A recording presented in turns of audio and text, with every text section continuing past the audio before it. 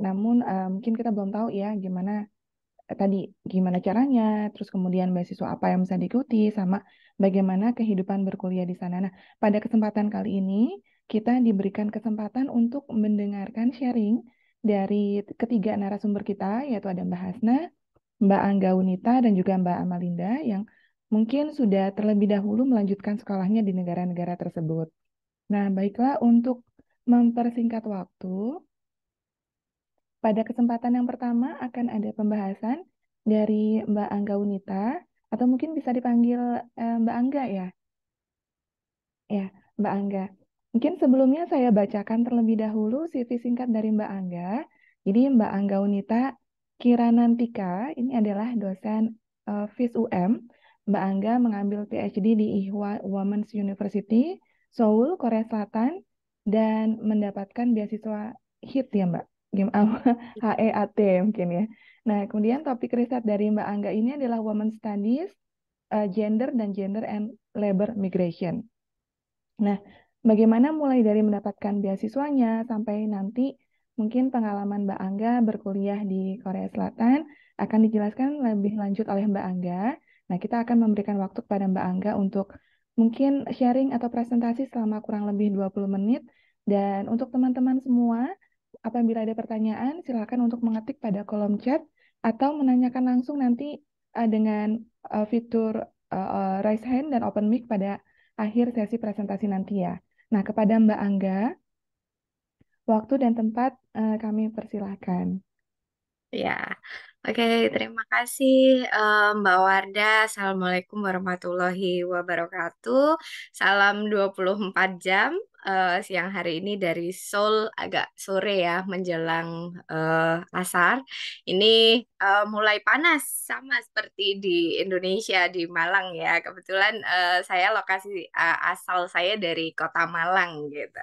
Oke, tadi sedikit sudah disampaikan oleh Mbak Wardah. Senang sekali siang hari ini saya bisa berkesempatan bergabung dan sharing terkait dengan apa dan bagaimana untuk teman-teman di PhD Mama Indonesia untuk melakukan persiapan studi lanjut gitu. Oke, mungkin sedikit saya sharing itu dari beasiswa dulu ya Mbak ya gitu karena saya kan tadi Mbak Wardah sempat sampaikan HIT gitu, HEAT gitu. Apa itu gitu. Nah, ini memang beasiswa HIT ini beasiswa yang dalam tanda kutip nggak wajar gitu ya kan nggak umum gitu nggak seperti beasiswa LPDP, AAS atau Fulbright atau KGSP atau GKS dan lain sebagainya. Memang teman-teman perlu saya sampaikan, ini beasiswa yang saya dapatkan, alhamdulillah adalah beasiswa dengan skema khusus yang diberikan oleh pemerintah ASEAN, pemerintah Korea kepada HEAT. HEAT itu ada singkatannya yaitu Higher Education ASEAN Talents. Jadi kami penerima beasiswa HIT adalah representasi dari masing-masing negara ASEAN untuk bisa melanjutkan studi S3 di Korea dengan memiliki afiliasi sebagai tenaga pengajar.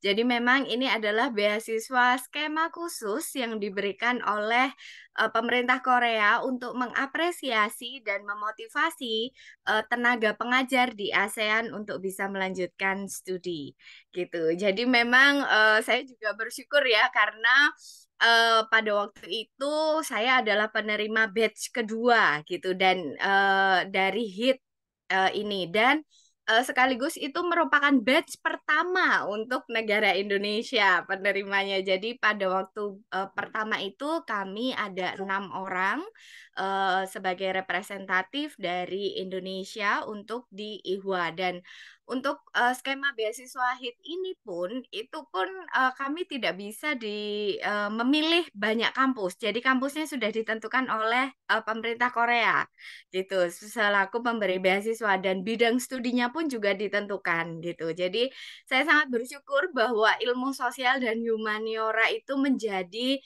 prioritas yang luar biasa besar di HIT ini gitu. Jadi senang banget rasanya wah ini kesempatan yang sebenarnya tidak boleh dilewatkan gitu. Dan untuk beasiswa HIT ini benefitnya, kalau kita ditanya benefitnya itu juga sebenarnya plus minus ya gitu, karena kalau dilihat durasi dari masa studi, beasiswa kami hanya mengcover untuk 3 tahun karena ini beasiswa khusus untuk tenaga pengajar, jadi mereka tahu bahwa oh kami harus menyesuaikan nih dengan apa afiliasi juga gitu, jadi harus cepat selesai, intinya sekolahnya nggak boleh berlama-lama begitu. Jadi kamu mendapatkan beasiswa itu 3 tahun, kemudian masih ada perpanjangan 1 tahun. Tapi kalau kita apa perpanjang sekolah untuk 1 tahun, konsekuensinya adalah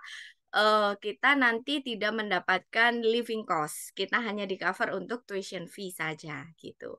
Nah, kalau untuk benefit lainnya itu standar dan kembali lagi pada kampus yang kita pilih, karena untuk beasiswa HIT ini kita sebagai awardee atau sebagai calon pendaftar beasiswa pada waktu apply itu hanya diperbolehkan memilih satu kampus saja. Jadi kami nggak boleh memilih banyak kampus dan banyak bidang studi gitu. Jadi kami hanya diperbolehkan memilih kampus. Kalau satu, kalau dilihat dari prosesnya, alhamdulillah ini beasiswa dengan masa tercepat yang pernah saya apply gitu ya. Jadi saya juga sudah beberapa kali apply beasiswa mulai AAS, Fulbright, alhamdulillah sudah pernah mencoba dan eh, eh, lolos juga pada waktu itu. Jadi saya tidak menyangka bahwa pada waktu mendaftarkan beasiswa di Korea, teman-teman perlu harus tahu bahwa kalau apply beasiswa ke Korea itu prosesnya sangat cepat. Beasiswa apapun, hitungannya hanya hari. Gitu. Jadi seperti saya nggak sampai 1 bulan itu sudah dapat penerimaan bahwa selamat Anda tahap pertama lolos beasiswa. Ini saya masih merinding nih kalau ingat apa prosesnya gitu, karena ya Allah, ini kok cepat sekali gitu. Padahal saya pada waktu itu iseng-iseng untuk menunggu beasiswa AAS pengumuman gitu. Jadi ya udahlah iseng aja mana mana yang lolos gitu kan gitu. Nah, ini apply mungkin kayaknya nih Korea agak lama gitu karena pada waktu saya apply 2021 lalu itu masa pandemi kan gitu. Semua negara bordernya ditutup. Pada waktu itu Korea juga bordernya ditutup, tapi alhamdulillah ketika ada beasiswa ini, khusus untuk pelajar itu mereka masih memperbolehkan masuk. Jadi ini memang ya rezeki saya memang sepertinya di Korea gitu. Nah, setelah persiapan keberangkatan, saya dapat email bahwa saya diterima untuk beasiswa AAS. Jadi saya dilematis pada waktu itu harus pilih Korea atau harus pilih Melbourne gitu, karena pada waktu itu saya diterima di sosiologi di University of Melbourne, sementara di sisi lain persiapan tiket dan lain sebagainya sudah disiapkan juga oleh HIT karena saya diterima di Iowa Women's University gitu. Jadi akhirnya saya harus merelakan untuk melepas Australia karena saya sudah siap untuk berangkat ke Korea. Jadi itu mungkin sedikit sharing dari saya, Mbak Wardah. Ya. Oke, Mbak Angga. Tadi menarik ya Mbak Angga ya. Berarti itu Mbak Angga kira-kira kalau misalkan kita mau coba-coba kayak Mbak Angga gitu, itu sekitar bulan apa? Mungkin kita bisa persiapan nih Mbak Angga dari sekarang. Ya, oke.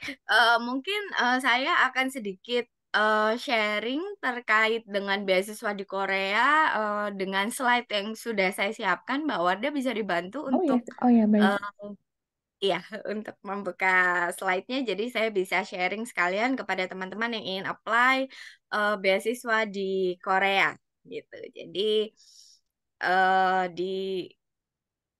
di slide kedua itu di slide kedua, nah ini teman-teman, di siang hari ini saya memang khusus ingin berbagi dengan teman-teman yang mempersiapkan studi, baik itu master atau doctoral degree di Korea. Korea ini salah satu negara yang menurut saya juga anti mainstream, gak pelit dalam memberikan beasiswa. ya. Kita tahu bahwa dengan adanya pandemi COVID-19 itu semua negara menutup border, kemudian beberapa negara juga membekukan fundingnya, tapi alhamdulillah untuk Korea itu mereka justru membuka gitu. Kenapa? Karena Korea pada saat ini sedang mengalami population matters, population boom ya, di mana teman-teman juga tahu bahwa di sini angka apa ya literasinya itu sangat rendah. Nggak ada orang yang nggak sekolah S1, S2 gitu. Jadi mereka bingung, kampus-kampus ini bingung gitu. Wah, ini semua anak orang-orang Korea, warga Korea udah sekolah nih, udah well educated. Nah, tapi kita butuh untuk sustain. Nah, ini seperti apa nih? Nah, akhirnya mereka merekrut untuk international student. Karena itulah dari Korea sendiri itu mereka banyak sekali untuk memberikan skema beasiswa. Nah, yang ingin saya bagikan saat ini teman-teman ada beberapa jenis beasiswa yang ada di Korea gitu ya. Ada 4. Yang pertama adalah beasiswa pemerintah. Kalau dari Indonesia kita bisa tahu itu beasiswa LPDP. Kemudian kalau dari pemerintah Korea itu yang sangat umum untuk teman-teman master dan doktoral adalah beasiswa KGSP atau GKS gitu. Dan beasiswa dengan skema khusus yang seperti yang saya terima HIT ini, cuman ada berita yang tidak menyenangkan terkait beasiswa yang saya terima ini. Jadi karena pemerintah Korea berganti presidensial, maka beasiswa ini kemudian diberhentikan gitu. Jadi batch terakhir untuk beasiswa HIT itu adalah tahun spring 2022 yang lalu gitu. Jadi jangan berkecil hati teman-teman, walaupun seperti itu beasiswa yang saya dapatkan adalah beasiswa untuk skema doktoral, khusus doktoral. Jadi masih banyak cara untuk bisa mendapatkan beasiswa selain beasiswa HIT gitu.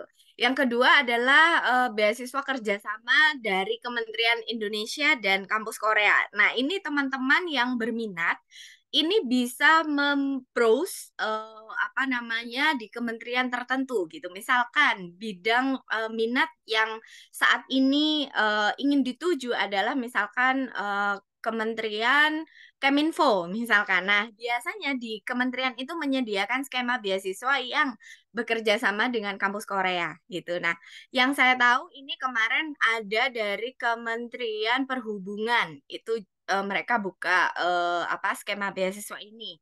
Kemudian beasiswa dengan skema khusus dari Kementerian Kehutanan gitu.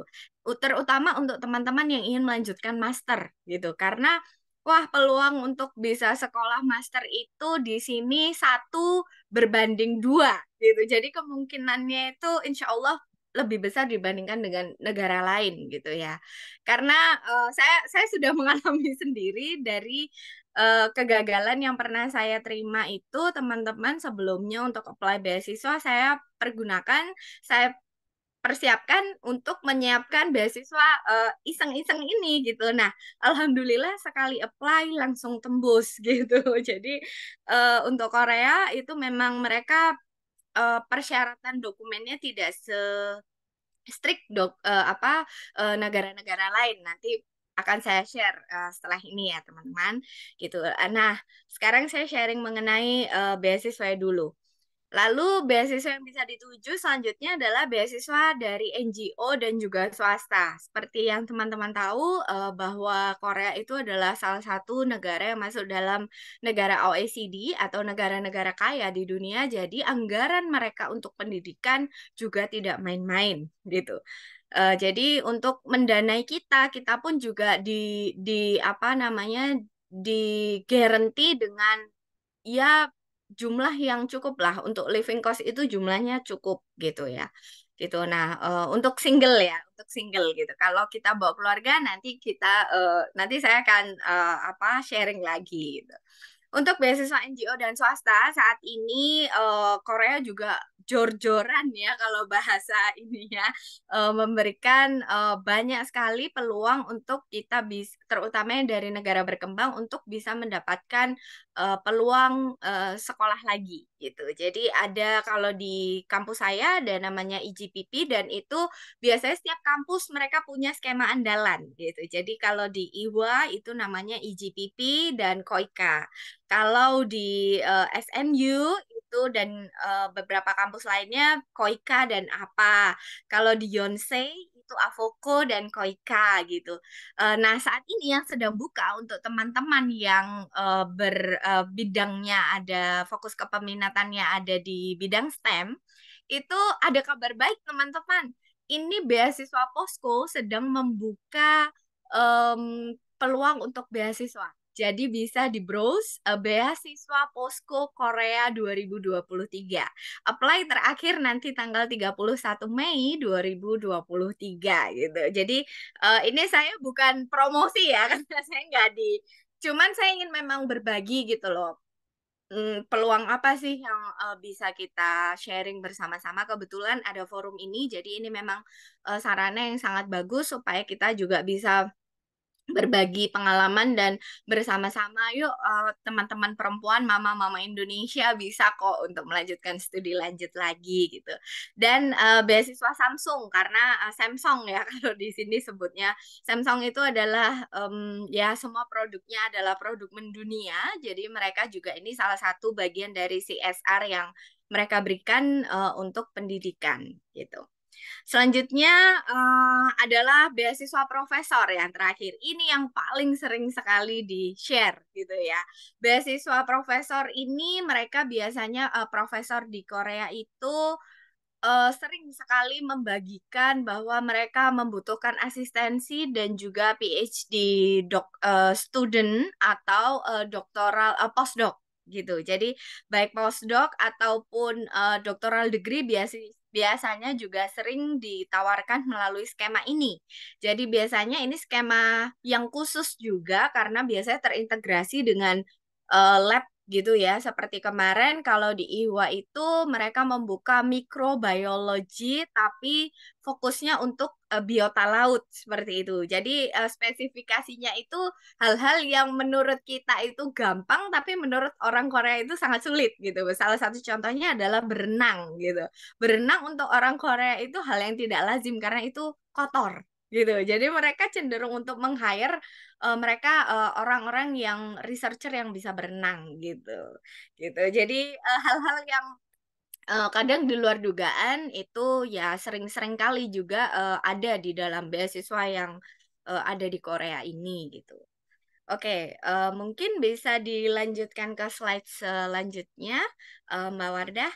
Nah, kalau ditanya bagaimana untuk mempersiapkan pendaftaran gitu, jadi untuk teman-teman yang ingin mempersiapkan studi lanjut, jadi di sini saya siapkan slide, ada persiapan yang harus kita lakukan dengan baik gitu ya, supaya ini sebenarnya bukan tips and trick untuk mencari beasiswa, tapi lebih kepada apa ya yang harus kita siapkan dulu nih sebelum kita browsing beasiswa.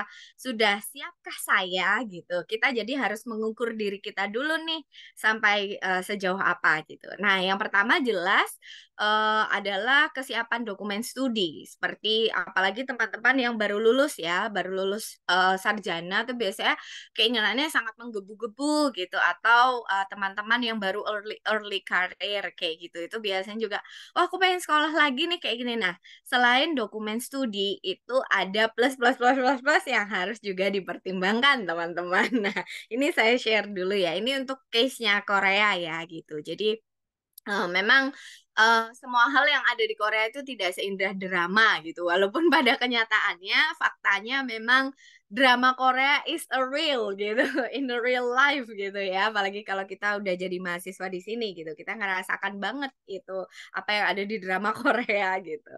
Nah, persiapan dokumen studi ini seperti ijazah, legalisir dan lain sebagainya.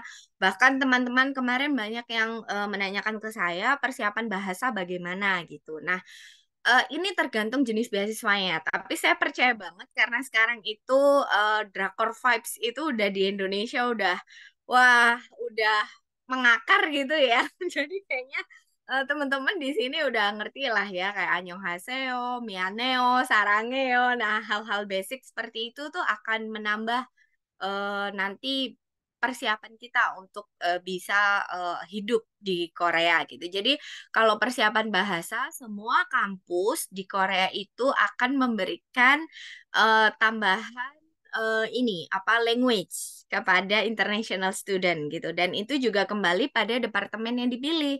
Seperti saya, departemen saya itu 70% pembelajarannya pakai bahasa Inggris dan 30% menggunakan bahasa Korea gitu. Jadi walaupun sekarang itu ada teknologi namanya Google Translate atau apapun ya, gitu, tapi kalau kita punya kesiapan bahasa itu akan lebih baik. Nah, kalau ditanya saya pribadi gimana, ini namanya juga iseng-iseng dulu waktu saya daftar, jadi saya nggak tahu apapun, nggak, saya nggak punya persiapan bahasa sama sekali, topik juga nggak ada, jadi ya alhamdulillah bisa mengerti gitu.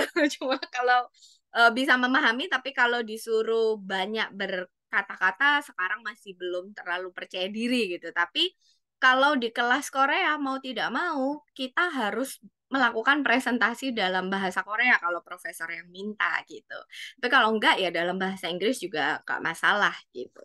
Jadi masalah bahasa menurut saya juga juga it's matter but it's not really matters gitu untuk di Korea. Jadi nggak perlu khawatir ya. Nah, yang kedua adalah persiapan dokumen kepindahan, apalagi kalau mama-mama mau bawa keluarga nih. Nah, ini yang harus dipersiapkan lebih karena kenapa? Beasiswa di Korea itu biasanya mereka mengincludekan kita untuk tinggal di dormitory. Nah, jadi ketika teman-teman memastikan untuk apply beasiswa ke Korea, pastikan dulu ini kita mau tinggalnya di mana, lalu keluarga bagaimana. Karena eh, di beberapa kampus seperti kampus saya di IWA itu tidak menyediakan dormitory untuk keluarga. Hanya ada satu kampus sepertinya di Korea yang memperbolehkan keluarga itu untuk bisa mendapatkan fasilitas dormitory gitu. Jadi ini yang menjadi hal penting, sepele tapi kadang nggak dipikirkan gitu. Nah, ya. Ini lalu yang ketiga adalah persiapan finansial. Nah, ini penting banget teman-teman. Mau itu dalam bentuk dolar, mau dalam bentuk rupiah, mau apapun itu silahkan. Ya, saya tahu ya bahwa yang namanya teman-teman ingin sekolah itu udah pikirannya semua beasiswa pasti mengcover. Iya, betul. Tetapi sebagai scholars itu kita juga ada baiknya untuk mempersiapkan tabungan, teman-teman. Kenapa? Karena pada saat keberangkatan, sebelum keberangkatan, itu kita pasti juga butuh uang banyak gitu. Kenapa? Di Korea itu untuk tinggal itu tidak di-cover oleh beasiswa dengan sistem apa kepindahannya. Jadi kalau kita awal masuk ke Korea dan kita mau tinggal di mana, itu yang paling penting. Itu nggak di-cover sama beasiswa dulu. Beasiswa pasti akan melakukan reimburse sesudahnya. Apapun itu beasiswanya. Nah, sehingga kita harus siapkan uang dulu gitu untuk tinggal gitu. Karena di sini ada dua sistem, tiga. Yang pertama untuk tinggal itu kita bisa di kos-kosan namanya Gosiwon gitu. Kalau kita tinggal di Gosiwon itu ya sama seperti tinggal di kos-kosan di Indonesia, bayarnya bulanan. Tapi kamar yang kita dapatkan itu juga ukurannya 1,5 meter kali 2 meter plus kamar mandi dalam. Nah, itu ya. Kemudian yang kedua adalah flat, seperti saya atau studio. Ya, ini studio ini tempat yang paling nyaman menurut saya bagi kita foreigner ya di Korea. Tapi kita harus datang ke real estate agency atau kalau di Korea namanya budongsan. Nah, dari budongsan itu nanti kita harus memberikan DP untuk apa namanya bisa menyewa tempat itu. Nah, dan DP itu nanti akan dikembalikan kalau kita keluar. Nah, DP ini di luar dari uang bulanan yang harus kita bayarkan kepada yang punya rumah atau yang punya bangunan. Nah, ini tidak di-cover oleh beasiswa.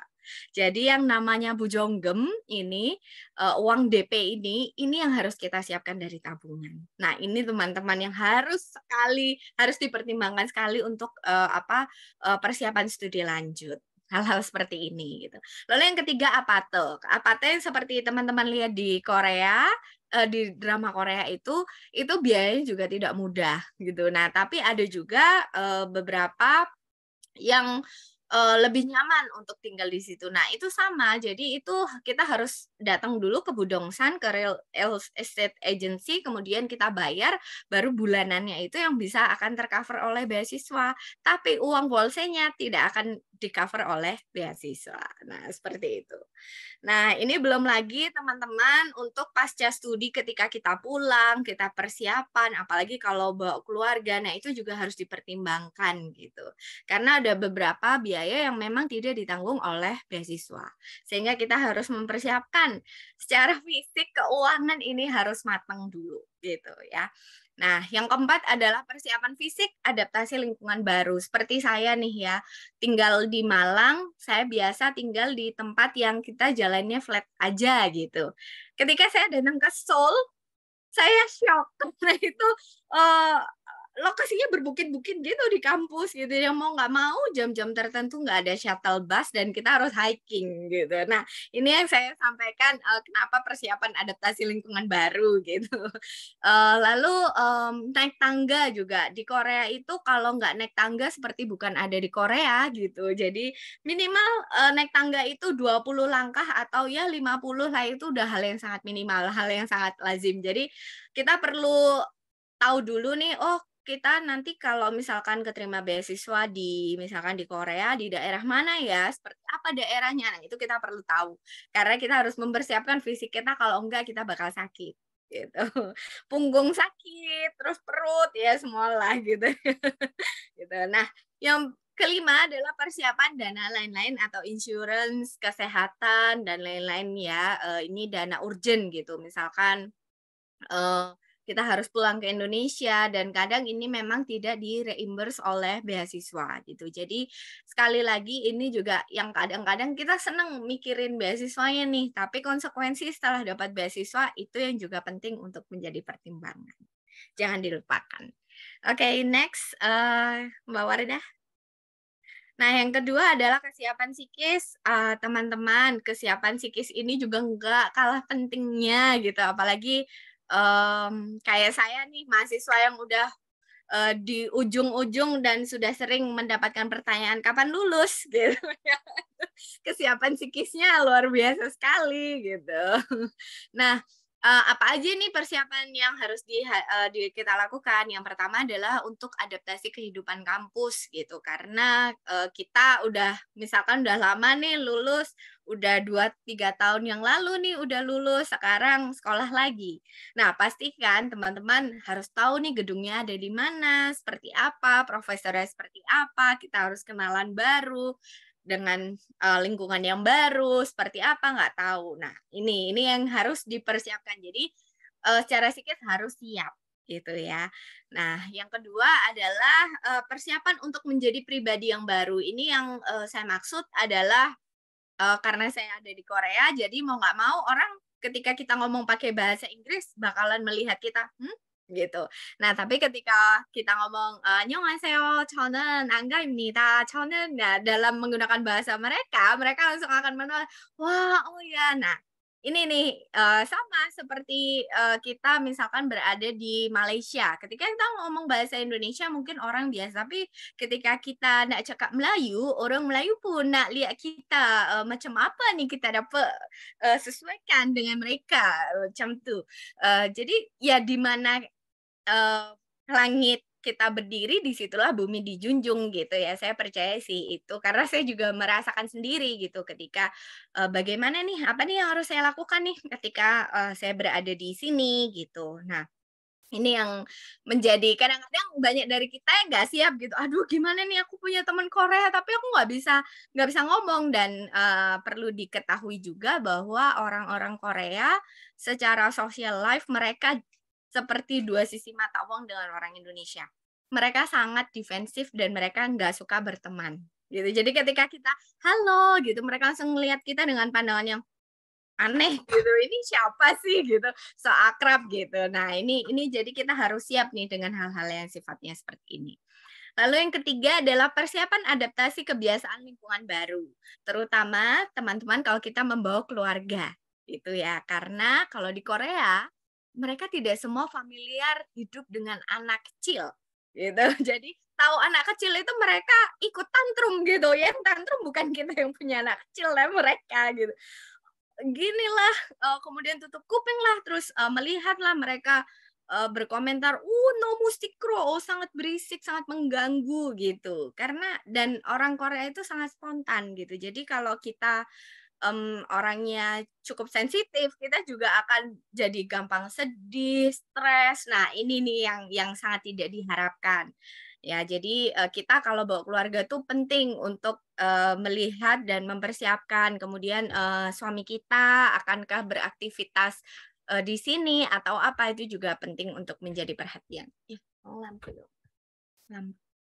Ya, lalu selanjutnya saya lanjutkan, persiapan untuk menerima kritik dan tidak mendapatkan apresiasi. Ini sedikit curcol, tapi it's real gitu ya, karena sekolah di Korea itu kalau kamu dibilang bego, ya bego beneran gitu. Bahkan, saya untuk bisa menjadi seorang candidate itu PhD, harus melalui 10 kali ganti proposal, revisi proposal, dan pada waktu ujian karena, ini pengalaman saya ya, mungkin pengalaman setiap orang juga beda-beda karena fokus kajian saya juga menurut orang-orang Korea itu adalah fokus kajian yang baru, jadi, penguji saya adalah penguji dari kementerian.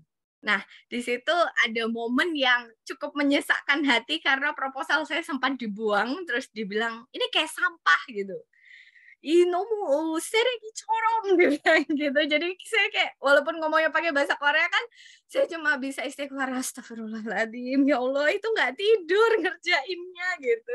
Tapi ya sudah. Nah ini, jadi persiapan untuk bisa menerima kritik, tidak mendapatkan apresiasi atas apa yang kita kerjakan, itu benar-benar ada di Korea. Karena kalau mereka bilang bagus, mereka pasti akan apresiasi kita dengan luar biasa. Tapi kalau jelek, ya jelek gitu.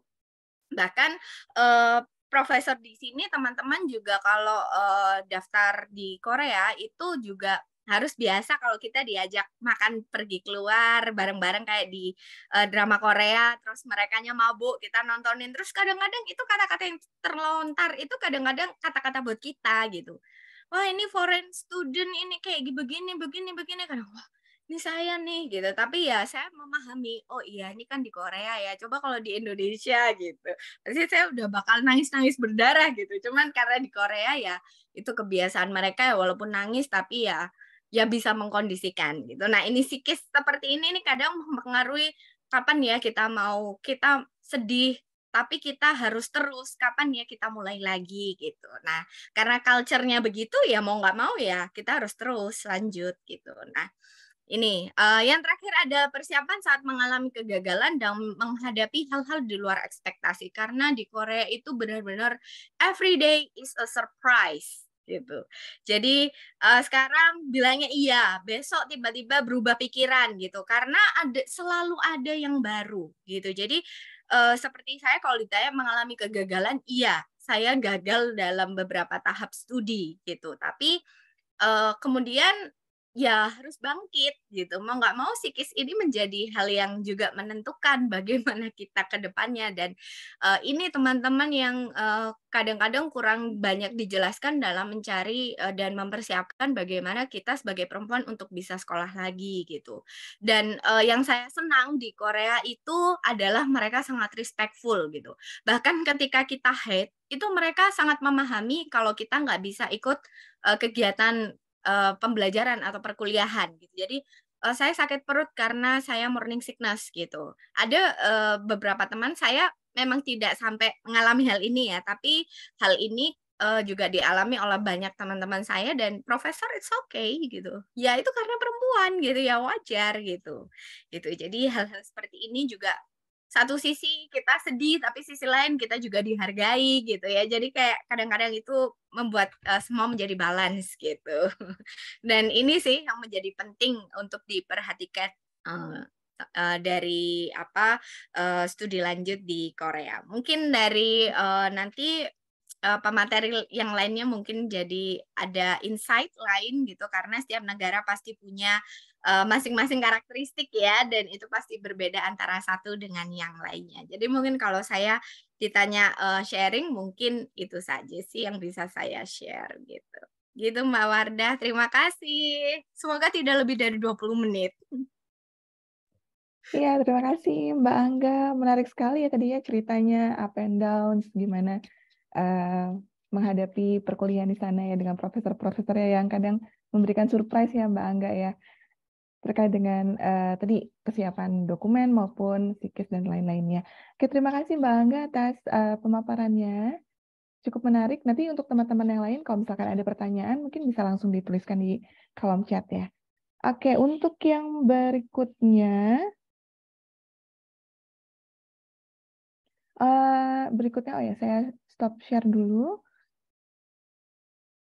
Oke. Ya, yang berikutnya ini ada Mbak Hasna. Assalamualaikum warahmatullahi wabarakatuh. Suara saya kedengeran nggak? Oh ya, Mbak Hasna, ya. Terdengar Mbak Hasna, mungkin untuk ini ya, mempersingkat, silakan Mbak, langsung dimulai Mbak Hasna. Ya, Assalamualaikum warahmatullahi wabarakatuh. Perkenalkan, nama saya Hasna. Saya di sini, sebelumnya saya bekerja sebagai dosen di Unpad, dan saya baru April kemarin sekolah PhD lagi di Macquarie University, Australia. Mungkin kalau Mbak Angga jadi AS, kita ketemu ya Mbak Angga di Australia. Tapi jodohnya Mbak Angga di Korea. Sebelumnya saya cerita dulu kenapa saya ingin PhD. Yang jelas karena memang saya dosen sehingga jadi PhD student itu adalah wajib. Tapi itu kayaknya kurang kena ya. Maksudnya ketika kita tadi mengalami berbagai tantangan yang seperti diceritakan Mbak Angga, kita harus punya motivasi sendiri. Jadi setelah saya ke sini, saya baru paham nih ternyata ada yang saya bisa pelajari selain akademik. Di sini tuh orang-orangnya disiplin, kemudian orang-orangnya mandiri, kemudian ketika ada orang yang punya disability atau punya cacat fisik tertentu, dia nggak nyerah, dia bisa hidup mandiri. Kadang kalau kita ke mall, kita bisa lihat para kaum difabel itu dia pakai kursi roda, jalan sendiri, beli apa-apa sendiri, dan di situ saya belajar, oh ternyata ada yang bisa saya pelajari seperti mandiri dan berusaha keras. Itu sih. Dan alasan-alasan selanjutnya masih saya cari juga nih sambil sekolah di sini. Oke, sebentar.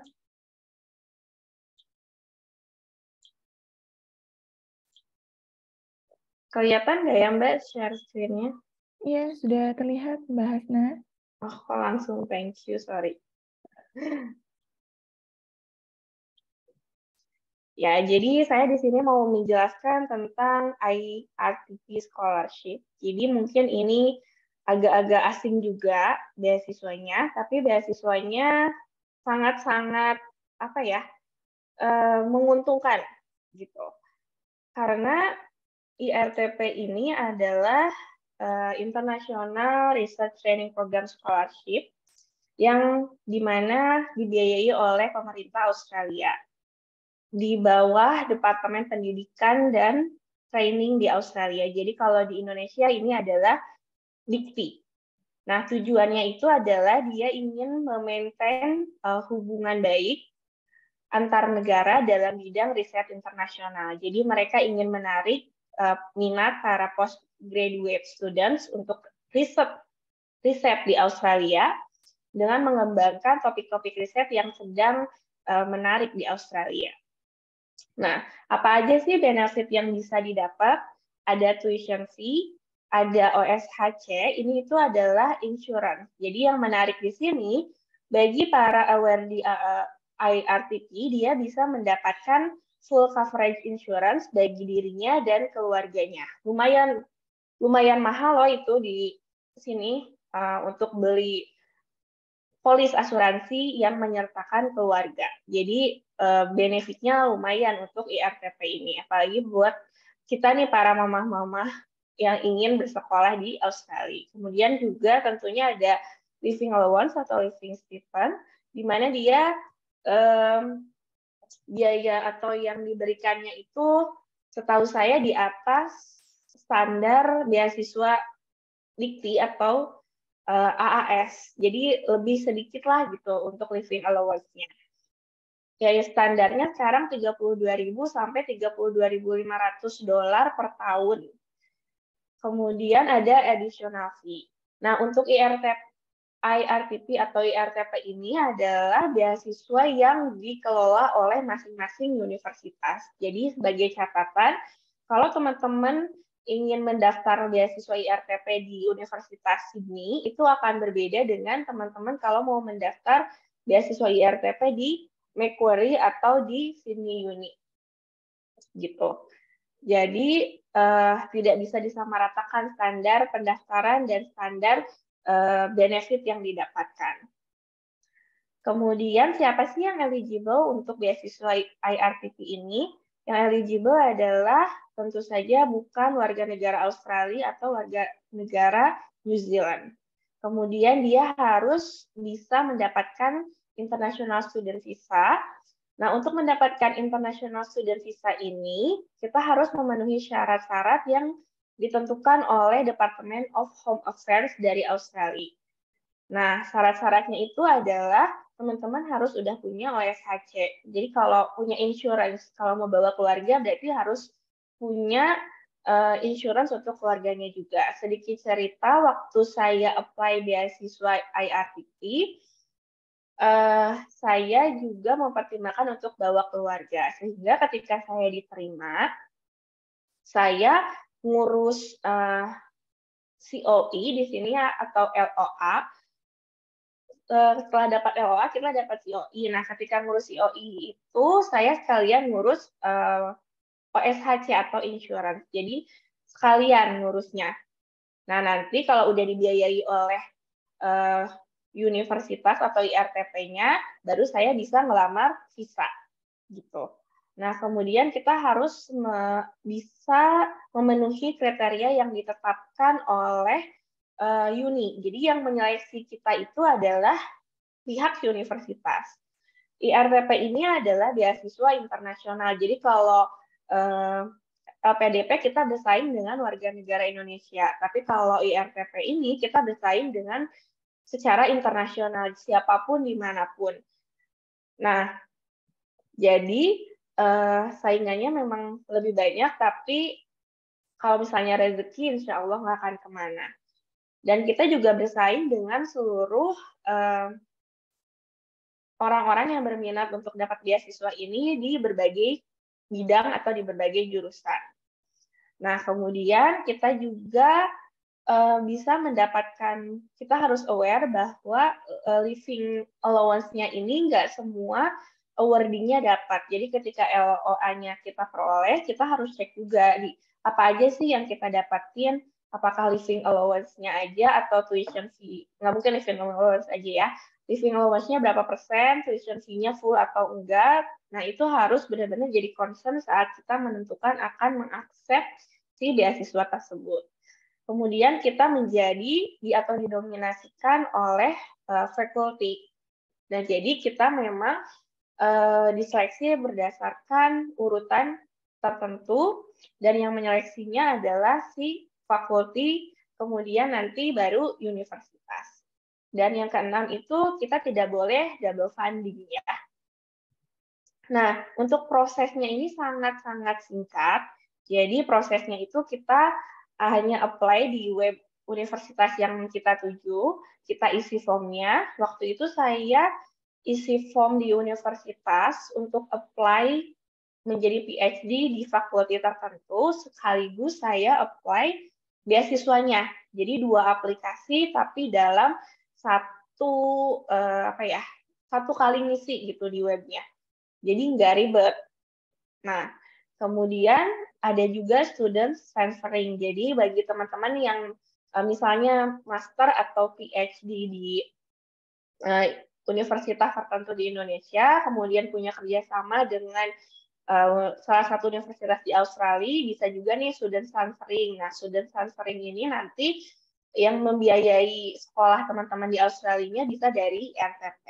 Oh ya, saya tadi lupa menyebutkan bahwa IRTP ini dikhususkan bagi student yang mau riset. Jadi programnya itu ada Master by Research dan ada PhD.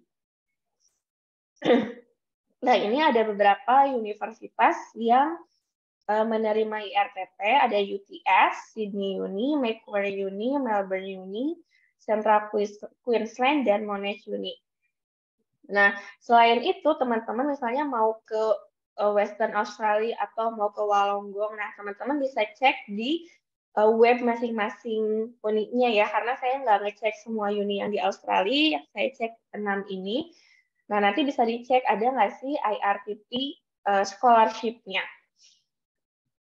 Nah, untuk IRTP scholarship, sekali lagi ketentuannya bisa berbeda-beda karena yang mengelolanya adalah universitas. Jadi, pemerintah Australia ini memberikan dana bagi universitas sehingga ketika ada mahasiswa yang ingin bersekolah di universitas tersebut, universitas yang ngurus semuanya dari mulai penerimaan sampai nanti beasiswanya dan insurance-nya gitu.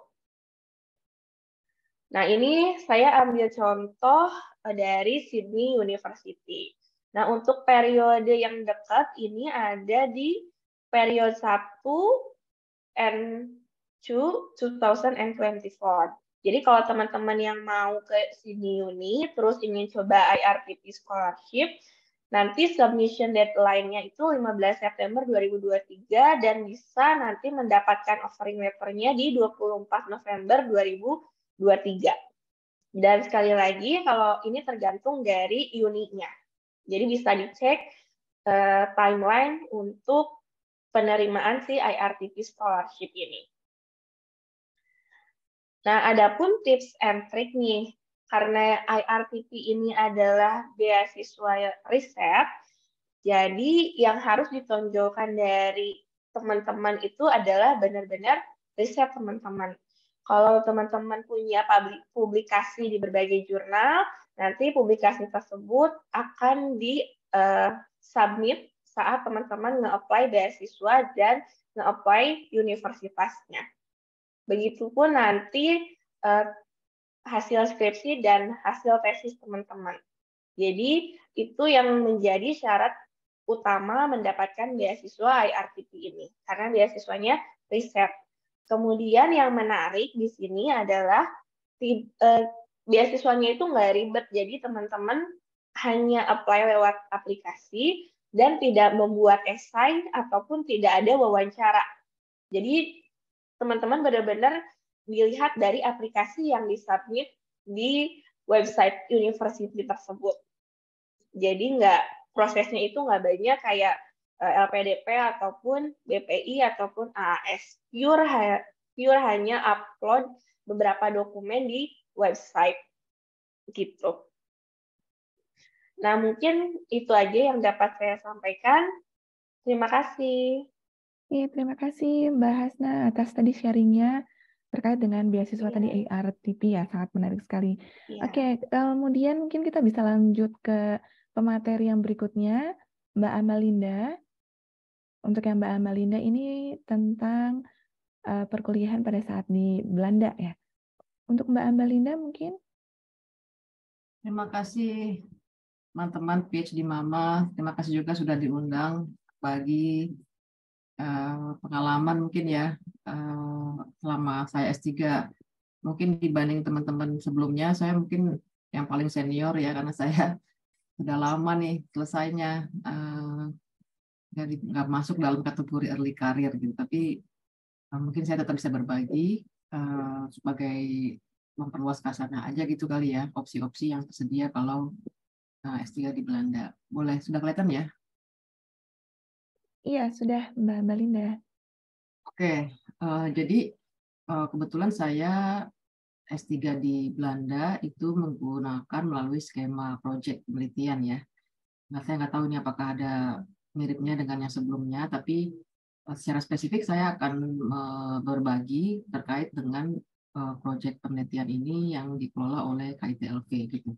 KITLV itu secara khusus topiknya di ilmu sosial dan sejarah ya, yang secara rutin misalnya per 5 tahun sering membuka peluang S3 gitu bagi khususnya biasanya bagi warga negara Indonesia karena ada kaitan sejarah ya di antara kita dengan Belanda gitu. Jadi KITLV ini sebuah unit yang ada di Leiden, di kota namanya di Leiden gitu ya kotanya, kota kecil di kira-kira 15 menit naik kereta dari Amsterdam. Teman-teman bisa cek apa namanya ininya apa websitenya. Nanti saya akan share juga PPT ini ke Mbak Hasna atau Mbak siapa tadi yang ngelola kok Mbak Hasna sih Mbak Wardah ya sorry. Iya. Waktu itu saya bagian dari project In Search of Middle Indonesia ya. Jadi kalau lihat tahunnya teman-teman bisa menduga umur saya berapa gitu karena saya bilang saya selesai udah agak lama ya, hampir 9 tahun yang lalu gitu. Nah, ini salah satu buku yang kami selesaikan gitu ya. Biasanya setiap kali project itu menghasilkan sebuah buku gitu. Jadi gini, jadi ada peneliti Indonesia gitu ya, ada sejarawan dari ilmuwan sosial itu kemudian mengajukan proposal ke pendanaan lain gitu namanya KNAW. KNAW itu semacam LIPI-nya Belanda gitu. Nah, setelah uangnya dapat menggunakan tadi misalnya tergantung topiknya. Kalau saya waktu itu topiknya In Search of Indonesia, ada lagi setelah saya itu ada namanya project from client to citizens. Itu juga di periode yang sekitar 5 tahun. Nah, ketika mereka terima duit dari project ini, mereka kemudian mencari mahasiswa S3 gitu. Jadi bayang ya, jadi ada kelompok orang peneliti di sana, biasanya kolaborasi juga dengan peneliti Indonesia gitu, mengajukan sumber project proposal ke sebuah lembaga bernama KNAW. KNAW itu LIPI-nya Belanda. Setelah itu mereka buka posisi S3 biasanya sekitar 3 atau 4, posisi postdoc juga ada beberapa, dan juga posisi peneliti sendiri gitu. Nah, kebetulan saya waktu itu ada di project ini. Dulu saya studinya di Pekalongan ya, fokus saya pada apa namanya political behavior pengrajin batik di Pekalongan gitu. Jadi nanti mereka punya topik sendiri gitu, udah dibagi-bagi dan udah ada slot-slotnya, dan mereka yang akan apply, mahasiswa yang akan apply perlu baca ini semua dan spesifik itu mau yang project nomor berapa gitu. Nah, jadi saya mau cerita aja KITLV ini teman-teman adalah satu sumber alternatif gitu ya untuk mencari beasiswa di luar yang sudah kita kenal yang dan established gitu ya, ada Minef, Australian Awards, dan LPDP.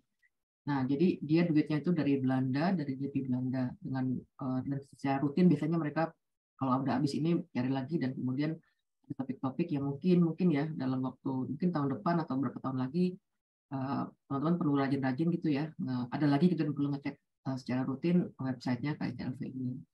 Nah, jadi ini contoh ya teman-teman terkini yang saya tahu itu ya ada mereka bikin project lagi ini biasanya ada informasi seperti ini, job vacancy gitu ya. Nah, karena secara rutin selalu ada karena mereka juga butuh melakukan penelitian gitu ya. Dan memang ini secara topik khusus di bidang ilmu sosial dan sejarah.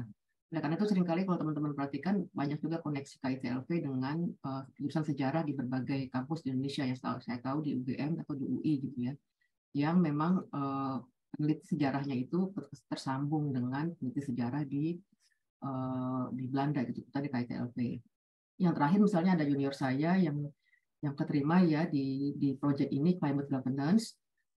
Yang juga melalui skema ini gitu, skema yang rutin mereka buka tadi, ada posisi-posisi yang spesifik, posisi-posisi S3 dengan topik spesifik gitu. Jadi kalau beda dengan skema yang lain ya, Aminef atau Australian Awards, kita bisa topiknya memang mengikuti apa prioritas topiknya di Australian Awards, tapi kadang-kadang luas juga. Kalau yang ini udah sangat spesifik gitu. Jadi bagi teman-teman yang akan mau mencoba gitu, teman-teman harus secara apa ya hati-hati mempelajari call for proposalnya, CFP-nya gitu. Dia mereka maunya apa dan apakah fit in gitu ya dengan minat atau orientasi teman-teman terkait dengan topiknya gitu. Nah, yang tadi saya bilang ini nanti kaitannya dengan persaingan ya, persaingan biasanya sama Indonesia saja gitu, beda dengan tadi yang Mbak Asna sampaikan di skema yang ada di Australia. Jadi ini biasanya saingannya adalah kita sendiri, teman-teman sendiri gitu. Jadi perlu teman-teman rajin gitu cek websitenya, dan nanti ada di slide saya ini, atau bisa juga di googling sekarang ya, kitlp.nl. Nah, kenapa saya bisa mengakses ini? 3 hal ya, sama semuanya adalah network gitu. Jadi kebetulan saya S2 di Belanda juga, waktu saya S2, dan promotor saya, atau profesor saya waktu itu, Profesor Henk Schouten-Oldholt, itu juga kemudian tergabung dalam proyek yang tadi saya sampaikan, In Search of Middle Indonesia, sehingga kemudian kesambung gitu. Jadi 2 tahun setelah saya lulus S2, ada kesempatan ini saya nyoba, dan kebetulan berhasil gitu. Jadi dalam proyek In Search of Middle Indonesia ini ada 4 posisi PhD.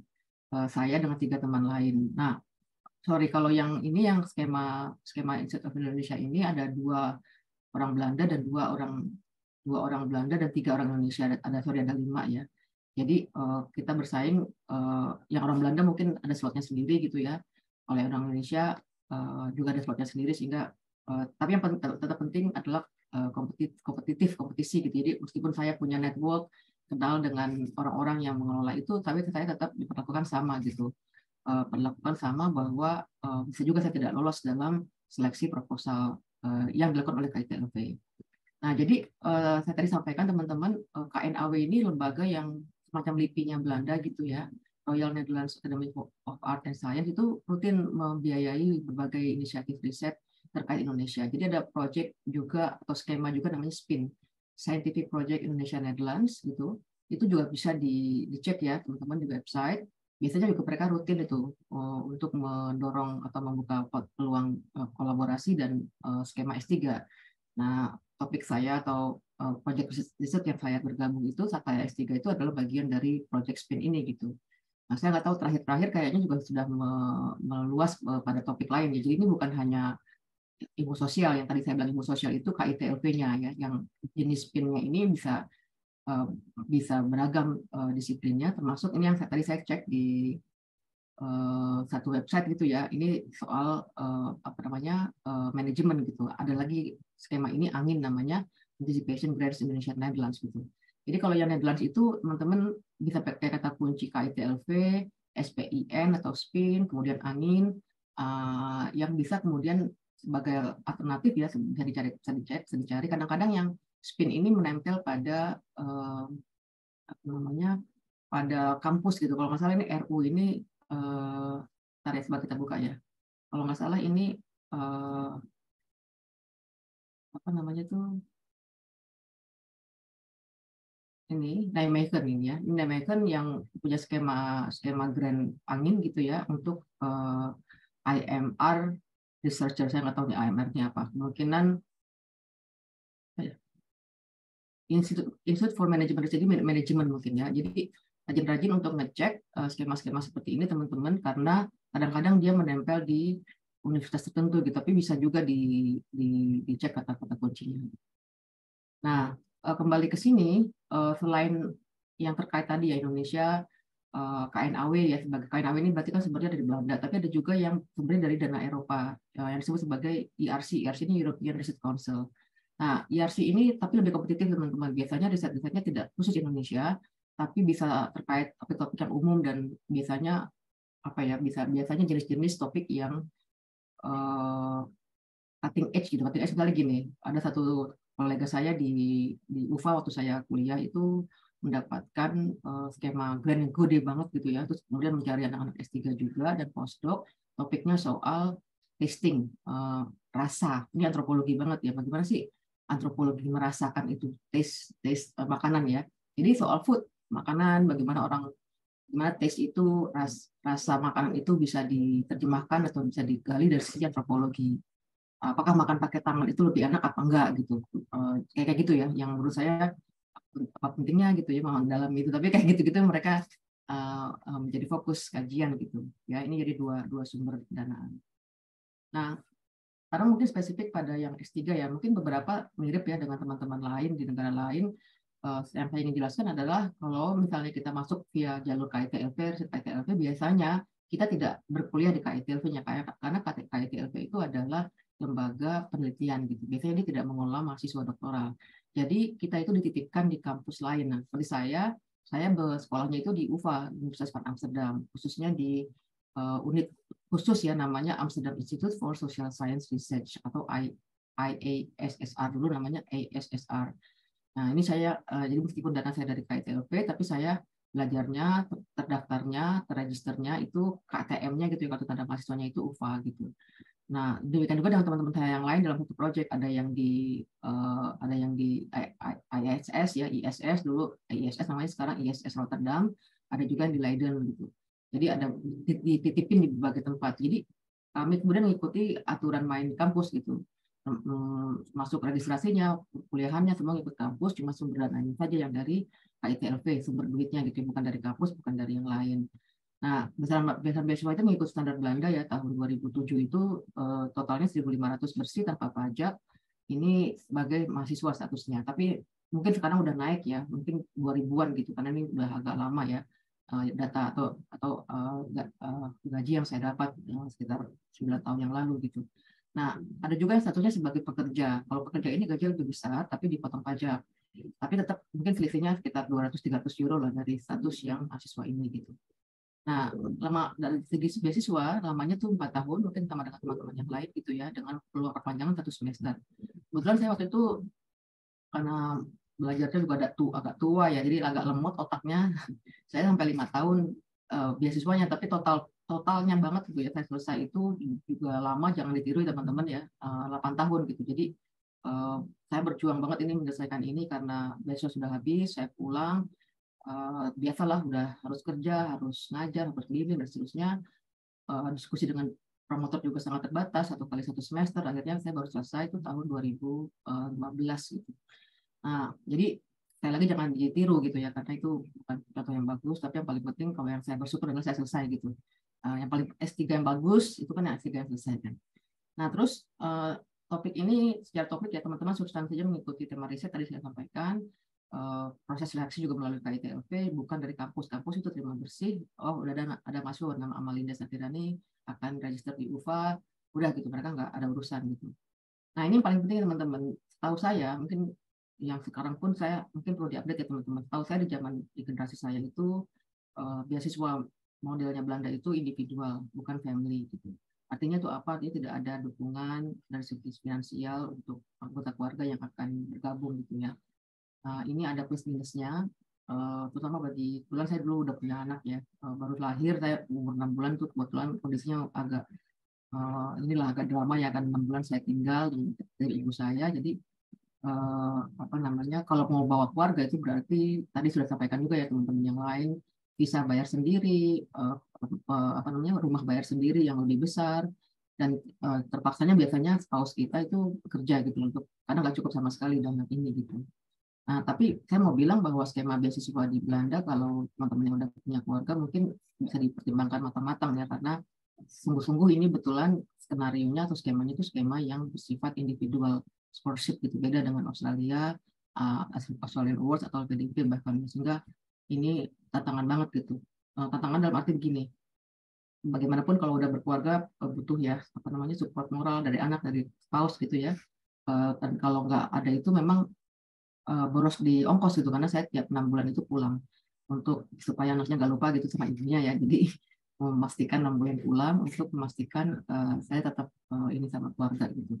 Tapi itu berat banget secara fisik, secara mental ya, karena apa, jauh dari keluarga dan support system kita nggak ada gitu. Nah, ini sekolah saya di UvA ya, di Universitas Amsterdam. Teman-teman bisa googling ya. Dan ada unit khusus yang tadi saya bilang memang social science. Tapi nanti di sini ada banyak departemen antropologi, sosiologi, political science. Kebetulan saya masuk dalam antropologi gitu. Walaupun by training saya sebenarnya political scientist gitu. Ini juga ada kategori lain yang agak aneh gitu di sana. Masa semua anak-anak non European itu tiba-tiba dicemplungin ke antropologi. Jadi ini ada apa yang ada mekanisme yang sangat nggak clear lah ya soal-soal kayak gini. Nah, perkuliahan ini selalu ya, kalau gambar ini selalu yang menjadi waktu zaman mau S2 aku pengen banget lihat kanal gitu ya, main sepeda gitu. di sana, tapi memang ini environment di Belanda yang di Amsterdam khususnya yang memang sangat-sangat jadi insentif ya buat kita karena seger terus gitu ya kalau setiap lo keluar kampus bisa lihat ini. Kebetulan ini sampai sini nih kampus saya yang dulu ya, meskipun udah pindah gitu, jadi bayangin tiap hari ngeliat ini gitu. Meskipun kalau lagi S3 kayaknya tetap nggak indah sih kalau S3 ya, karena pikirannya luas gitu. Jadi mau dimanapun kita tuh kalaupun indah tetap kayak sempit gitu. Nah, jadi mungkin sama dengan yang lain ya, kalau di Eropa itu Belanda itu PhD by research. Artinya apa? Artinya seluruh komponen tahun yang di spending itu fokus pada proposal dan riset lapangan dan penulisannya gitu. Kelas-kelas wajib hanya 3 yang semuanya terkait dengan metode penelitian, jadi diambil di semester 1. Tahun pertama biasanya ada semacam probation ya, kalau kita diminta membuat report tahun pertama, kalau nggak lolos maka out gitu ya. Tahun kedua yang disebut sebagai skema monitoringnya gitu. Nah, dulu agak lulus, sekarang katanya lebih ketat gitu. Jadi banyak teman-teman saya yang kemudian lolos untuk tahun pertama. Meskipun di Belanda, tapi biasanya pada bahasa Inggris, disertasi juga bahasa Inggris. Tapi yang saya paling pelajari ya teman-teman di sana itu adalah lingkungan ya, iklim akademik yang sangat engaging gitu. Kita bisa ngobrol sama teman yang entah lagi risetnya apa gitu, dan itu membuka horizon kita yang sangat baik gitu ya. Jaringan juga antar negara mungkin secara jangka panjang bisa terdevelop menjadi jaringan tabungan investasi jangka panjang. Kayak saya sekarang juga sedang ada kolaborasi dengan teman saya dulu yang S3 di UPA, sedang kita lagi bikin dia juga dosen di Vienna, lagi bikin proposal bareng gitu untuk riset yang lebih dalam topik-topik yang kita sedang minati gitu. Jadi by cara umum mungkin sama ya, tapi dalam arti mungkin yang membedakan adalah lokasinya, tantangannya, tipe beasiswanya, dan tipe-tipe tantangan yang lain gitu. Terutama bagi teman-teman PhD mama yang memang sudah berkeluarga ya, perlu banget pertimbangan apakah bisa berangkat sendiri, atau kalau sendiri bagaimana skemanya dengan keluarga, atau misalnya dulu saya itu belum ada WA, belum ada kayak sekarang gitu ya. Jadi misalnya lagi dulu anak saya masih kecil banget, mungkin 1 tahun gitu ya, buka Yahoo Messenger gitu, terus ngetik gitu kan sama suami, terus ada terus lihat gitu ngetik suami tapi kok lama banget gitu. Ternyata yang ngetik anak saya yang lagi nyari-nyari tuts itu loh, di keyboard huruf-hurufnya. Jadi itu paling lucu yang pernah selalu saya ingat gitu. Lama banget munculnya. Jadi typing itu nggak keluar-keluar, ternyata dia lagi ngetik nyariin keyboardnya, huruf-hurufnya gitu. Itu salah satu kenangan yang sekarang bisa ketawa, kalau dulu agak pedih ya karena jauh-jauhan. Nah, jadi mungkin itu ya yang bisa saya sampaikan. Jadi saya ucapkan selamat hunting ya buat teman-teman. Semangat selalu. Kalau yang ada butuh informasi soal Belanda mungkin bisa kontak saya pribadi, meskipun beberapa hal saya sudah tidak update ya dengan kondisi sudah agak lama saya selesai, tapi semoga bisa berguna. Terima kasih, saya kembalikan kepada Mbak Asti. Ya, terima kasih Mbak Melinda atas sharingnya tadi. Oke, tadi sudah ada 3 narasumber yang sudah sharing ya. Jadi saya bisa ringkas bahwa selain beasiswa yang sudah biasa kita dengar, seperti Aminef, LPDP, kemudian ada AAS, tapi ada beberapa beasiswa lain yang bisa kita coba. Tadi ada HIT, walaupun HIT tadi menurut Mbak Angga sudah tidak ada, tapi kita bisa coba beasiswa yang lain seperti Posko, kemudian tadi Samsung, dan seterusnya. Kemudian ada RTP, dan juga ada KITLP. Dan kemudian tadi yang perlu dipersiapkan, kalau saya ringkas, yaitu kesiapan fisik, psikis, kemudian juga sering buka-buka website, dan juga kita harus sering lihat-lihat skema apa sih yang ditawarkan oleh kampus-kampus tersebut. Nah, kemudian untuk sesi yang berikutnya adalah sesi tanya-jawab. Mungkin di sini untuk yang mau bertanya, silakan nyalakan fitur raise hand dan juga open mic. Tapi kalau tidak mau menanyakan secara langsung, mungkin kita bisa tuliskan ke dalam kolom chat. Nah, di sini sudah ada pertanyaan pertama dari Mbak Amanda Ristriana. Izin bertanya, untuk beasiswa IRTP, apakah untuk mendaftar harus sudah memiliki jurnal internasional, dan apakah ada biaya yang tidak tercover di beasiswa IRTP ini, tapi di cover beasiswa AAS dan LPDP? Terima kasih. Nah, ini mungkin lebih kepada Mbak Hasna ya. Silakan Mbak Hasna. Ya, izin menjawab. Terima kasih Mbak Amanda atas pertanyaannya. Untuk beasiswa IRTP itu tidak ada syarat bahwa kalau mau mendaftar harus sudah ada jurnal internasional. Jadi meskipun jurnalnya nasional, masih bisa mendaftar. Hanya sebaiknya karena yang dipertimbangkan itu benar-benar riset, jadi kalau ada jurnal internasional dari teman-teman yang udah publish, itu mungkin menambah poin penilaian dari universitasnya. Dan kemudian saya nggak tahu rinci ya Mbak, beasiswa LPDP itu dapat apa aja, sama BPI itu nggak tahu rincinya dapat apa aja. Cuman setahu saya kalau LPDP sama BPI itu ada tunjangan untuk keluarga ya. Ini diberikan setahun setelah mulai studi. Tapi kalau beasiswa IRTP ini nggak ada tunjangan keluarga, hanya saja tadi allowance-nya itu sedikit atau lumayan lebih besar dari beasiswa itu tadi gitu. Oke, berarti apa sudah terjawab ya, Mbak Amanda? Nah, kemudian untuk ada lagi nih kayak untuk bahasnya lagi nih ya. Dari Mbak Ai Nurlaila Sari, ini salam kenal, saya Ai. Jadi izin bertanya terkait RTP kepada Mbak Hasna. Untuk beasiswa RTP ini terkait memilih supervisor, apakah kita hanya bisa mengontak supervisor yang sedang memiliki ongoing project dan mencari student untuk RTP, atau kita bisa memilih profesor mana saja selama research interest-nya align dengan kita? Kita bisa memilih, izin aku menjawab ya Mbak Wada. Iya Mbak Ai, salam kenal. Jadi untuk supervisor ini bebas, nggak ada ketentuan, boleh yang mana aja supervisornya gitu. Jadi bebas ya Mbak Hasna ya, berarti nggak mesti yang ongoing atau yang penting mungkin riset ininya harus align ya. Iya, betul. Jadi kalau itu sama ya mungkin ya kalau kita nyari supervisor kan pasti kita tahu dulu nih kita mau risetnya apa, terus nyari yang supervisor yang align sama kita gitu kan ya. Sama aja untuk IRTP juga gitu. Oh, berarti kita hubungin profesor dulu gitu ya Mbak Hasna ya? Sebaiknya gitu Mbak, karena beberapa universitas di Australia itu menyarankan atau mensyaratkan sudah ada supervisor yang mau membimbing kita gitu, baru apply gitu Mbak. Oke, terima kasih. Nah, ini ada pertanyaan berikutnya. Mungkin ini untuk semuanya ya. Jadi yang pertama, apakah memungkinkan untuk mengambil studi PhD by riset dengan kuliah remote? Kemudian kedua, motivasi untuk lanjut studi dari semua pemateri dan adanya dukungan dari siapa yang membuat pemateri merasa perlu untuk terus lanjut studi di saat kebanyakan mungkin ibu-ibu di luar sana merasa cukup dengan pendidikannya. Nah, motivasinya kira-kira apa? Mungkin dari, silakan Mbak Angga atau Mbak Amalinda atau Mbak Hasna.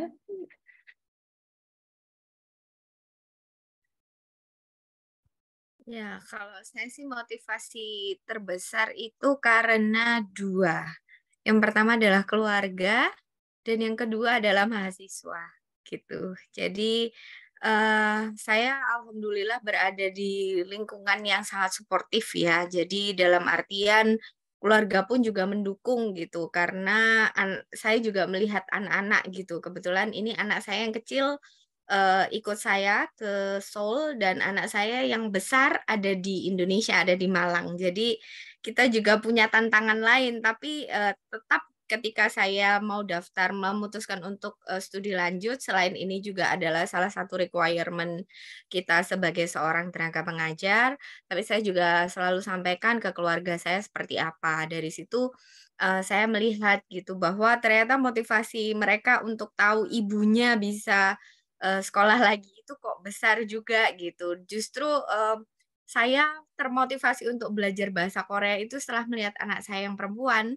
karena pada waktu itu dia SD, itu kok di balik bukunya itu ada tulisan Hangul gitu. Terus saya pada waktu itu saya bilang gini, kebanyakan nonton suka lagu-lagu Korea ini gitu. Nah sekarang dia yang jadi motivasi saya gitu.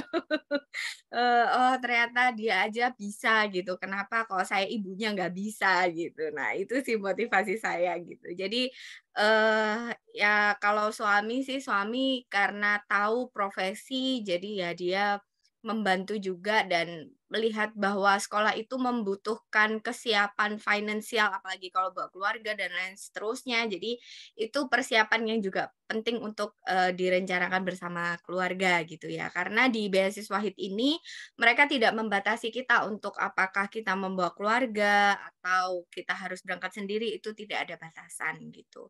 Jadi kemudian saya memutuskan untuk membawa keluarga setelah saya settle di sini selama 1 semester gitu. Kemudian motivasi yang kedua adalah mahasiswa ya gitu dan lingkungan sekitar gitu karena fokus studi saya adalah fokus sosiologi gender gitu di mana perempuan itu masih menjadi fokus diskriminasi di mana-mana apalagi kalau di bidang-bidang tertentu gitu ya bidang STEM gitu kayaknya susah banget perempuan gitu dan kebetulan di lingkungan tempat kerja saya itu saya juga dosen pertama yang perempuan gitu pada waktu itu. Jadi ini juga membuat saya termotivasi ini harus bisa, saya harus segera melanjutkan sekolah lagi gitu ya. Itu motivasi terbesar saya sih gitu. Terima kasih Mbak Warda dan Mbak Sania untuk pertanyaannya. Oke, kalau untuk yang ininya berarti nggak bisa remote ya, Mbak? Untuk yang PhD riset itu? Nggak Oh, kalau memungkinkan di untuk remote ya, kalau di Korea Selatan itu? Oh iya, kalau di Korea itu dengan skema beasiswa itu biasanya mereka mengharapkan kehadiran kita secara fisik gitu ya. Nah, kalau untuk remote memang ada beberapa kegiatan yang masih sampai hari ini pun juga dilakukan dengan online seperti ini. Tapi kehadiran kita sebagai scholars untuk di Korea itu biasanya sangat diharapkan gitu. Jadi untuk remote itu kemungkinannya sangat kecil. Tapi di sini memang ada open learning, open distance university seperti itu, seperti kalau di Indonesia istilahnya namanya UT ya.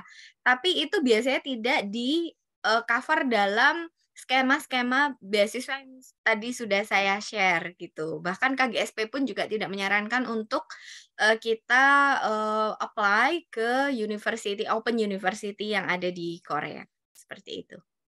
Oke, makasih Mbak Angga. Tapi untuk Mbak Amalinda, kok tadi mungkin Mbak Amalinda kan baru punya anak umur 6 bulan gitu ya. Terus udah maksudnya tadi bilang sudah cukup berumur untuk melanjutkan. Nah, kira-kira motivasinya dari Mbak Amalinda tuh apa ya bisa meninggalkan mau melanjutkan sekolah padahal anaknya masih kecil gitu. Mungkin kita juga butuh motivasi itu ya Mbak Amalinda. Ya mungkin kalau saya looking back ya Mbak, kalau lihat ke belakang itu kayaknya kok bisa ya begitu gitu karena itu masuk keputusan besar ya dalam hidup saya untuk apa ya untuk menyimbangkan dua dunia ini ya dunia keluarga dan dunia karir gitu. Jadi kalau saya diminta lagi mungkin saya nggak mau kali kayaknya nggak lah terlalu apa ya. Ya, tapi itu udah berlalu ya. Jadi kalau itu kan karena saya merefleksikan sekarang. Gitu. Kalau dulu itu mungkin pertimbangannya karena uh, lebih karena di dunia akademik itu susah kalau nggak sekolah lanjut, studi lanjut gitu. Susah dalam arti mahasiswa sekarang kan lebih pintar ya daripada kita gitu. Dalam arti wawasan gitu. Jadi kalau kita nggak catch up, kita jauh lebih akan tertinggal gitu. Terutama secara akademik gitu ya. Dan kalau teman-teman di sini kebanyakan dosen pasti tahu persis bahwa kadang mahasiswa nyari sendiri informasi sangat banyak dan mereka bisa nyari sendiri dan membuat kita jadi nggak relevan gitu secara jadi otoritas keilmuan karena juga otoritas keilmuan kan sudah menyebar ya bukan hanya kita di kampus gitu. Jadi mungkin itu yang menjadi pertimbangan juga saya senang belajar gitu saya senang belajar dan motivasi senang belajar terus yang paling penting adalah dukungan keluarga ya keluarga saya suami dan juga ibu saya waktu itu ya almarhumah kebetulan kami dibesarkan dengan perempuan mandiri sebagai perempuan mandiri lah gitu ya keluarga saya gitu. Jadi motivasinya juga sebenarnya tadi menarik sih yang Mbak Angga sampaikan ya jadi contoh buat anak-anak gitu bahwa umur itu nggak halangan gitu Jadi waktu saya mulai tuh saya belum berumur, Mbak. Yang berumur sekarang gitu. Saya masih muda waktu itu, umurnya ya sekitar mungkin kayak teman-teman sekarang lah ya, 30-an saya mulai. Karena selesainya agak lama, jadi berumurnya saat itu gitu. Nah, jadi lebih ke dua hal itu sih. Kalau motivasi itu mau ingin relevan gitu sebenarnya, ingin relevan di dunia akademik ini dan di mahasiswa, dan lebih penting lagi menjadi contoh buat keluarga gitu mungkin ya. Nggak tahu sih akhirnya jadi contoh apa nggak dicontoh ya, tapi kan ngerasa nggak apa, lihat juga kita berdarah-darah gitu menyelesaikan satu hal gitu ya. Sampai dalam kasus saya mungkin lebih lama. Jadi dulu selalu saya ngadu ke anak saya waktu kecil gitu, itu kenapa sih nangis gitu. Itu soalnya gurunya promotornya ibu galak gitu. Mana sih ini orangnya, tak pukul biar dia nggak galak lagi kayak gitu kan, jadi hiburan kan kalau gitu. Jadi mungkin itu ya Mbak ya, kalau boleh dua hal itu sih motif menjadi relevan secara akademik karena karir, karena udah mau di kampus gitu ya, buat jangka panjang susah kalau nggak kita lebih studi lanjut gitu. Mungkin itu. Kalau boleh saya jawab yang ada berikutnya nih Mbak ya, dari Mbak Widya. Oh iya. Kalau itu Mbak, kalau soal letter of acceptance itu biasanya tadi ya tergantung skemanya. Kalau dengan skema saya tadi itu karena saya sudah diterima oleh project, maka saya yang mengurus LOA saya dengan UFA itu dari project gitu. Tapi kalau Mbak misalnya mau ke skema lain, misalnya ada juga namanya skema NWO ya, WOTRO namanya, itu juga bisa beasiswanya dulu gitu ya, modelnya kayak apa itu ya, kayak skema Australian Awards kali ya, atau nanti nggak tahu yang mana, pokoknya terima dulu, habis itu duitnya ada. Kalau kampus di Belanda sih asal duitnya ada mereka terima gitu. Skemanya tergantung skema apa. Kalau yang dibuka oleh UFA sendiri gitu, lagi-lagi kompetisinya itu dulu yang didapat gitu ya, sumber dananya dulu. Letter of acceptance atau LOA itu ini sendiri gitu, akan ngikutin. Jadi letter of acceptance dari UFA biasanya yang saya tahu ya Mbak ya, itu dia ini secure funding dulu gitu. Kalau misalnya cuma diterima tapi karena nanti ketika secure funding biasanya promotor itu satu paket gitu. Biasanya kalau NWO misalnya ada teman yang terima NWO, dia udah punya rujukan promotor yang akan membimbing gitu. Sehingga kemudian satu paket. Kalau misalnya skema lain saya nggak tahu ya, tapi yang saya tahu kalau setidaknya UFA atau kampus di Belanda itu dia memastikan secure resources-nya dulu gitu, dan LOA itu malah ngikutin gitu. Jadi nggak kebalik dengan LOA baru nyari dana gitu. Jadi kalau di Belanda mereka memastikan dulu security fundingnya. Mungkin gitu jawaban saya. Oke, terima kasih Mbak Melinda. Mudah-mudahan sudah terjawab ya Mbak Widya. Kemudian Mbak Hasna nih ada pertanyaan lanjutan ya. Terkait dengan supervisor tadi kan dibutuhkan 2 profesor untuk membimbing penelitian selama S3. Nah, apakah harus menghubungi keduanya atau boleh salah satu saja? Kalau saya sih satu ya Mbak, jadi waktu itu saya deal-nya sama satu supervisor, nanti satu lagi ditunjuk sama universitasnya. Kalau saya gitu. Oh, oke. Mbak, ini saya sekalian mau jawab yang ini ya, apakah dari pihak kampus atau benefactor ada tuntutan harus publish jurnal sekian kali dan join conference? Kalau di IRTP ini, kalau di kampus saya, memang ada syaratnya. Jadi kalau di saya ada tesis by publication, ada tesis biasa yang tradisional. Karena kalau misalnya kita milih tesis by publication, berarti kita harus submit. Kalau di saya, di fakultas saya minimalnya 3 jurnal, tapi itu beda-beda untuk setiap universitas dan kampusnya. Dan kalau saya juga 3 tahun ya, di RTP untuk di universitas saya dan jurusan saya 3 tahun, dengan syarat kalau mengambil tesis by publication 3 publikasi. Kemudian kalau konferensinya itu tidak menjadi syarat, tapi kayaknya enaknya kita ambil konferensi ya selama kuliah, biar didanain, terus kita juga bisa ketemu sama peneliti yang sejalan sama kita. Terus ada tuntutan mengajar kelas, kalau mengajar sih nggak ada di IRTP ini. Gitu Mbak. Oke. Berarti tidak ada kewajiban mengajar ya. Bagaimana kalau untuk Mbak Amalinda, apakah juga harus mengajar, Mbak? Kalau yang skema saya enggak Mbak yang tadi beasiswa ya, tapi kalau yang made worker tadi saya bilang tuh yang dua sebagai pekerja gitu ya, itu kemungkinan kayaknya ada Ada presentasi ya. 20% apa yang mesti ngajar. Nah, Oh, biasanya tuh yang ini mungkin juga pertanyaan lain ya, yang pertanyaan apakah ada conference, biasanya setiap kali kalau project itu ada, karena mereka berkepentingan untuk memastikan beberapa ide yang sedang digodok dan diteliti itu terkomunikasikan ke publik, dan biasanya itu ada di event-event konferensi gitu. Jadi nanti dibayarin tuh, didukung semuanya, pendanaan, pendaftaran segala macam itu, tapi biasanya ada kewajiban setelah itu, mungkin bagian dari chapter atau diarahkan ke publikasi gitu. Kalau pas zaman saya tidak ada kewajiban untuk publish, tapi karena ngelarin disertasinya udah pusing ya. Kecuali kalau tadi yang seperti Mbak Hasna bilang by publication, jadi ada yang model 3 artikel gitu ya Mbak Hasna ya, 3 artikel kemudian itu menjadi bagian dari bab chapter di disertasi gitu. Kalau saya modelnya yang nggak begitu, yang keseluruhan, dan itu yang udah bikin puyeng gitu ya. Jadi dipikirin sama tambahin sama publikasi kayaknya eh, mungkin nambah lama lagi tuh kelarnya gitu. Tapi katanya sekarang itu didorong atau diwajibkan mungkin satu atau co-author ya dengan salah satu peneliti yang ada dalam project gitu. Sebenarnya kalau saya melihatnya sekarang gitu ya, ada baiknya juga sih kalau di push untuk publikasi, karena jadi belajar mengenali dunia perjurnalan ya, dunia penerbitan publikasi itu. Karena waktu itu saya pas kelar itu S3 juga buta banget gitu. Gimana sih ini bikin nulis di jurnal ilmiah internasional gitu. Nah, jadi mungkin kekuatannya situasi itu kelebihannya begitu, tapi kelemahannya itu tadi kita jadi pecah perhatian gitu, konsentrasi karena harus mikirin 2 produk sekaligus. Mungkin gitu sih Mbak respon saya. baik. Kalau dari Mbak Angga, bagaimana Mbak Angga? Apakah harus ada publish jurnal di Korea Selatan dan juga tuntutan Ya, mengajar? ya.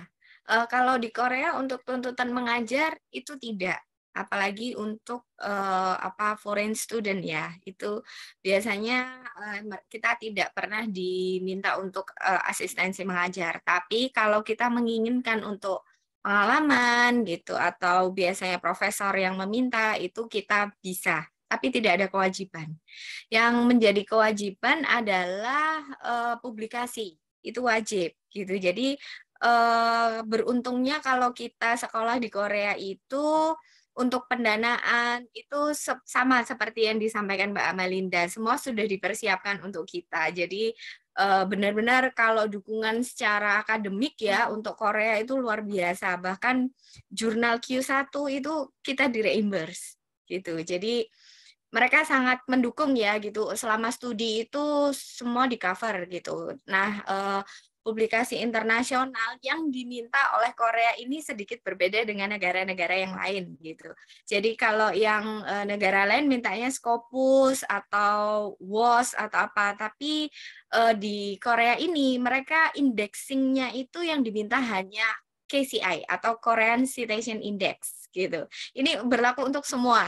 Nah, Scopus itu biasanya hanya tambahan dari profesor gitu. Jadi bagusnya Korea di situ. Jadi dia mendahulukan nasionalismenya gitu. Which is jurnal-jurnal KCI itu memang jurnal-jurnal yang bagus dan sebagian besar memang sudah terindeks oleh indexing internasional seperti Scopus atau WOS dan yang lainnya gitu. Jadi kalau di Korea memang jurnal itu adalah sebuah hal yang tidak bisa tidak bisa dianulir ya. Dari awal kita masuk itu sudah profesor pasti akan minta publikasi ke kita sebagai salah satu track record. Oke, terima kasih Mbak Angga, Mbak Melinda, dan Mbak Hasna. Ini tadi mungkin pertanyaan terakhir ya, karena ada keterbatasan waktu. Nah, mudah-mudahan tadi pertanyaan-pertanyaan yang sudah disampaikan di kolom chat itu sudah mewakili keinginan tahuan kita terhadap beasiswa-beasiswa tadi, dan juga bagaimana pengalaman berkuliah di negara-negara seperti Korea Selatan, kemudian Australia, dan juga Belanda. Nah, kita sudah masuk ke sesi terakhir, berarti ini mungkin ada closing statement, perwakilan mungkin dari Mbak Hasna, Mbak Angga, atau Mbak Amalinda yang akan menyampaikan. Silakan, siapa yang mau menyampaikan?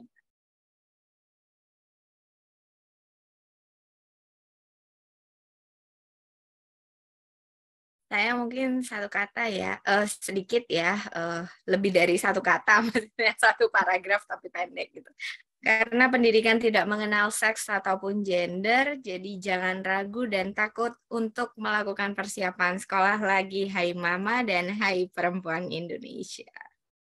Terima kasih. Oke, ya lagu lagi ya untuk bersekolah kembali. Mungkin nanti siapa tahu kita punya kesempatan seperti Mbak Angga, Mbak Malinda, dan juga Mbak Hasna. Oke, terima kasih. Kemudian berarti terima kasih kepada Mbak Angga, Mbak Hasna, Mbak Malinda atas sharingnya pada hari ini dan juga waktunya. Sebelum ditutup mungkin kita mau foto terlebih dahulu ya Mbak Sania ya.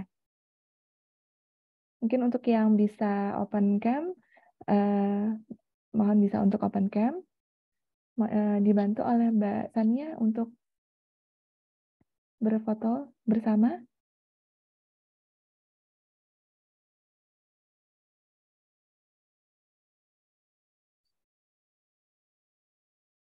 Oke, mungkin dibantu aba-aba ya Mbak Sania, sudah siap? Ini sudah open game semuanya. Saya hitung ya. 1, 2, 3. Oke. Sekali lagi ya, Kak. 1, 2, 3. Terima kasih. Ya, terima kasih ya. Sekali lagi terima kasih Mbak Angga, Mbak Hasna, Mbak Amalinda atas sharingnya. Saya juga selaku moderator mohon maaf apabila ada perkataan saya yang kurang berkenan. Dan terima kasih juga kepada para partisipan dan semangat untuk mencari kuliah lagi. Kemudian saya tutup webinar kali ini dengan alhamdulillah. Wassalamualaikum warahmatullahi wabarakatuh. Waalaikumsalam. Terima kasih Mbak Terima Sania, kasih Mbak Wardah, semuanya. dan PSD Mama Indonesia. Terima kasih Mbak Linda, Mbak Asna. Terima kasih. Assalamualaikum. Waalaikumsalam warahmatullahi wabarakatuh.